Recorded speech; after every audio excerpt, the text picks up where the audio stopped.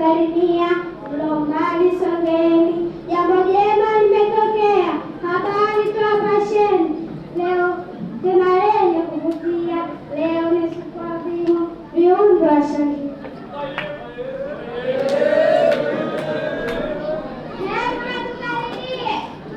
Kilichojiri haraka tukimbilie, tupate yale mazuri, sote na tushangilie kwa kila lilo heri. Kwani leo kuna nini? Jamani, tuelezeni. Hakika ni jambo tamu leo limetufikia, amezaliwa Imamu, duniani kaingia, ameinua Uislamu mbele ukaendelea.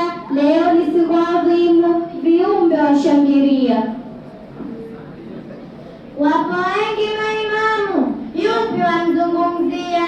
Ni Hasani au Kadhimu au ni Ali Ridha? Huseni na imamu huwa tunamsikia, kwani leo kuna nini? Jamani, tuelezeni. 15 Shabani Imam Mahdi kazaliwa, Nargisi mwenye imani ni mama alomzaa, Askari Hasani baba mzazi. Naambia leo siku adhimu, viumbe washangilia.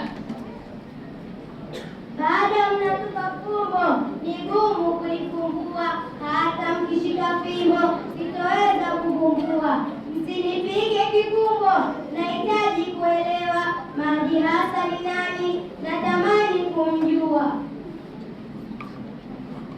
Yeye kama jua lililopo mawinguni, haki anaichagua, atatuletea amani, dhulma ataiondoa iliyoenea duniani. Leo ni siku adhimu, viumbe washangilia.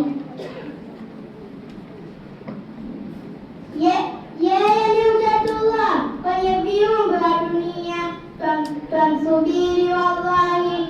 Uislamu aliyeinua, ulimwengu ufurahi, Sabina ataiokoa. Leo ni siku adhimu, viumbe washangilia. Hivi atakuja lini kuiokoa dunia? Umuone na tamani, nimpe yangu baia, na kutatokea lini? Lini atakapoingia? Mahdi Hassan ni nani? Natamani kumjua. Dhulma ikikithiri, hapo tamza